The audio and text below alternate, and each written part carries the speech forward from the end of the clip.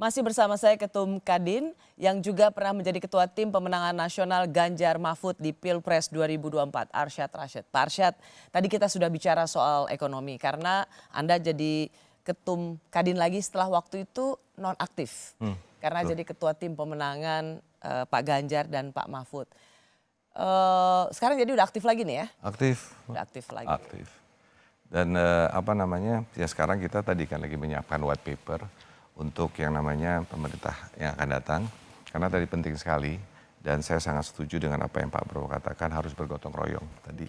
Itu harus. Pak Arsyad, Kadin ini kan sebenarnya partnernya pemerintah. Betul. Kadin itu nggak mungkin berseberangan dengan pemerintah. Karena itu bukan apa, Ros. Itu juga sudah ada undang-undangnya.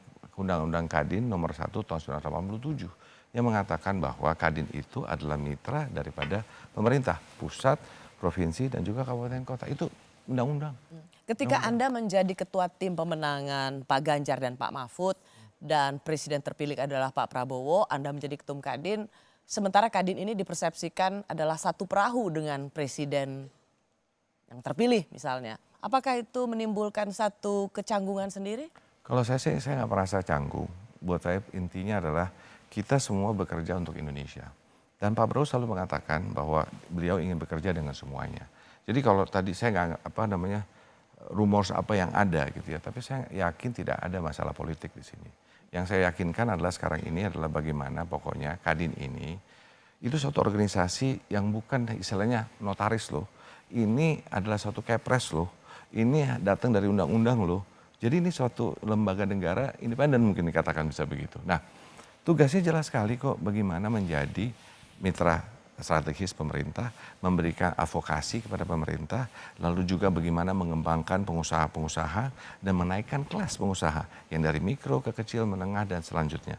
Jadi kami di Kadin semua berjalan dengan baik-baik saja, semua berjalan dengan semua program yang kita miliki. Kita punya 5 years program di Kadin.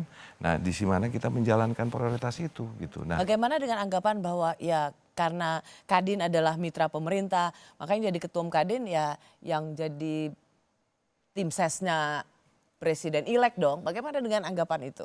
saya nggak tahu ya. Saya melihatnya nggak ada urusan itu. Buat saya adalah sekarang saya sudah balik ke Kadin. Pada waktu itu saya ambil cuti. Ini gini, 5 tahun sekali ada kompetisi. Ada yang namanya satu kayak turnamen kompetisi, sudah selesai, sudah ada yang menang dan secara hukum sudah Anda clear. hormati itu, kita semua hormati itu. Kita hormati semua, sudah kita jalankan tugas kita masing-masing. Saya balik ke Kadin dan Kadin itu adalah tadi mitra pemerintah dan apapun kita akan lakukan itu. Bukan berarti kita akan bilang yes terus, bukan. Pastinya dong memberikan masukan.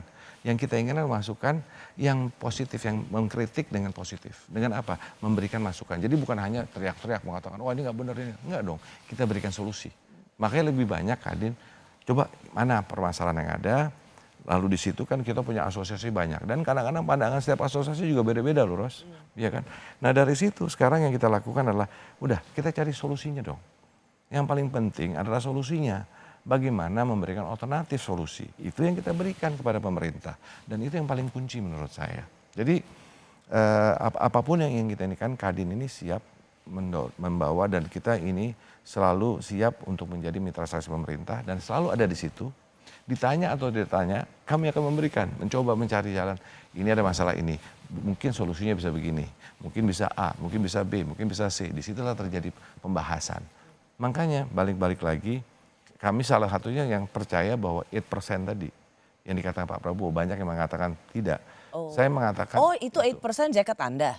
Itu 8%? Nah, 8% ini mengatakan karena saya percaya dengan itu. Oh pertemuan itu. Oh saya pikir angka 8 karena udah siap-siap gabung ke 08. Bukan, economic growth. Oh, economic growth. Pengen kan sekarang kan semuanya tuh tentang sinyal kan, isyarat. Jadi tapi kalau Rosi lihat waktu itu pun waktu itu kami juga melihat itu 8% dari dulu. Itu harus kita bilang. 8% dari dulu kita mengatakan harus 8%. Kenapa? Tadi bahwa harus optimis. Ya kan? Nah, tinggal sekarang bagaimana? Kita cari solusinya.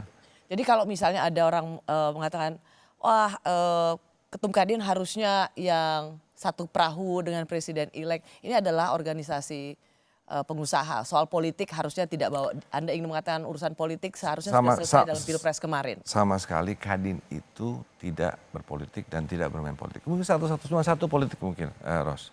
Politik kesejahteraan. Oke.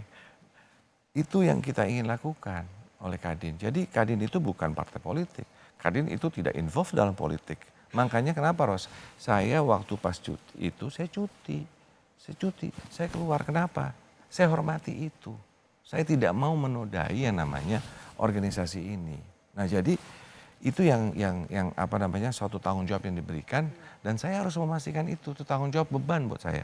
Nah, sekarang udah balik kembali, Ros. Ya udah, sekarang everything is bagaimana memastikan sekarang perjalanan transisi yang smooth. Yang kedua paling penting adalah bagaimana 5 tahun ke depan. Makanya kita membuat white paper.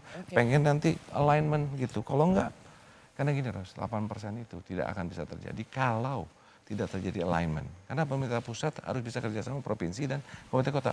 Kuncinya apa? Policy. Good policy, good policy, good policy. Without good policy, akan sulit.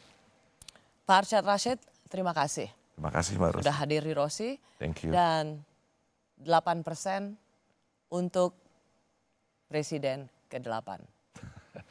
Untuk Indonesia.